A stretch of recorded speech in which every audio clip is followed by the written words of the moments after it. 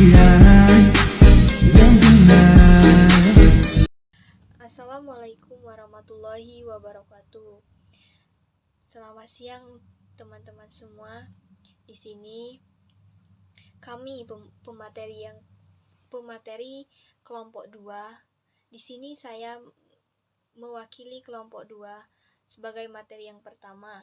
Nah, di sini kami akan menjelaskan materi tentang hakikat pendidikan bagi anak yang berkebutuhan khusus. Nah, yang pertama itu nanti saya akan menjelaskan definisi bagi anak yang berkebutuhan khusus. Konsep pendidikan bagi anak berkebutuhan khusus. Yang pertama, definisi pengertian anak berkebutuhan khusus. Nah, anak berkebutuhan khusus didefinisikan sebagai anak yang membutuhkan pendidikan secara layanan khusus untuk mengembangkan potensi kemanusiaan mereka secara sempurna. Nah, kenapa disebut sebagai anak berkebutuhan khusus? Nah, dikarenakan dalam memenuhi kebutuhan hidupnya, anak ini membutuhkan bantuan layanan pendidikan, layanan sosial, layanan bimbingan konseling, dan berbagai jenis layanannya yang bersifat khusus. Nah, menurut Edward, ABK ialah anak dengan karakteristik khusus yang berbeda dengan anak pada umumnya, tanpa selalu menunjukkan pada ketidakmampuan mental, emosional, atau fisik. Sedangkan menurut Ilahi, menjelaskan ABK sebagai anak adalah mereka yang memiliki kebutuhan khusus sementara atau permanen, sehingga membutuhkan layanan pendidikan yang lebih intens. ABK adalah mereka yang memiliki perbedaan dengan rata-rata anak seusianya atau anak pada umumnya.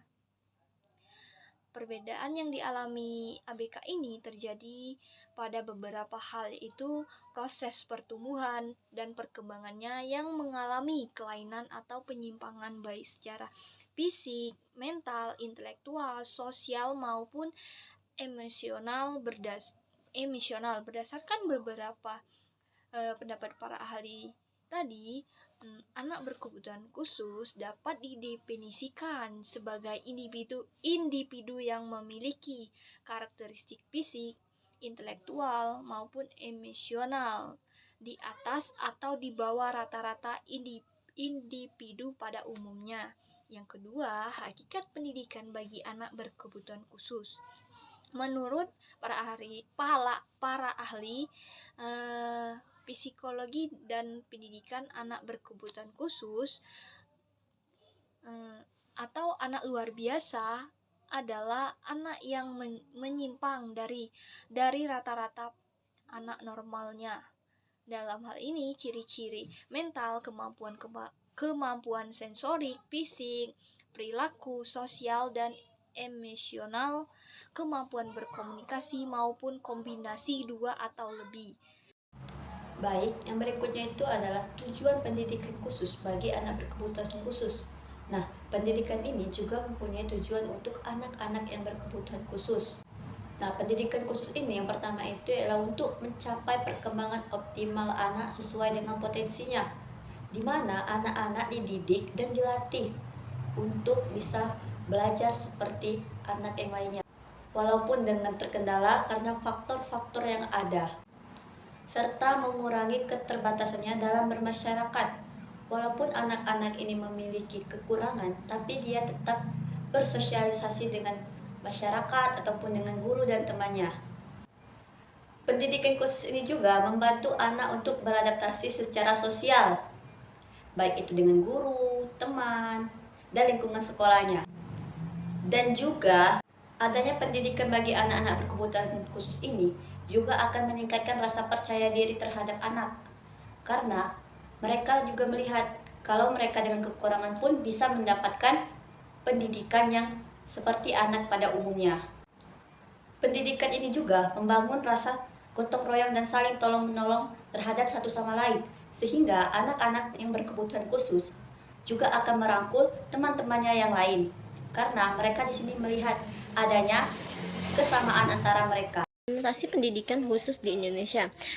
Pendidikan khusus di Indonesia diimplementasikan melalui berbagai jalur program, yaitu yang pertama yaitu sekolah inklusi adalah sekolah yang menyediakan pendidikan bagi semua siswa, termasuk siswa yang berkebutuhan khusus dalam lingkungan kelas reguler.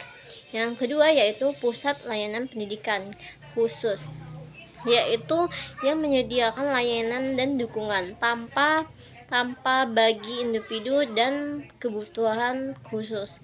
Yang ketiga yaitu program pembelajaran tambahan untuk siswa dengan berkebutuhan khusus seperti program remedial, program pembimbingan belajar. 6. Kelebihan dan kekurangan pendidik bagi anak yang berkebutuhan khusus. Yang pertama yaitu kelebihan anak berkebutuhan khusus. Pendidikan bagi anak yang berkebutuhan khusus banyak membawa manfaat bagi anak itu sendiri. Pendidikan dapat mengetahui kemampuan yang memiliki anak berkebutuhan khusus akan dikembangkan berguna bagi kehidupannya, karena banyak anak yang berkebutuhan khusus yang memiliki bakat yang tidak dimiliki oleh anak pada umumnya. Kekurangan pendidik bagi anak berkebutuhan khusus, kekurangannya yaitu dalam pendidikan khusus ini meliputi guru bimbing khusus yang kurang memadai dan kompetensi minimnya guru reguler, persepsi keliru yang tentang anak berkebutuhan khusus.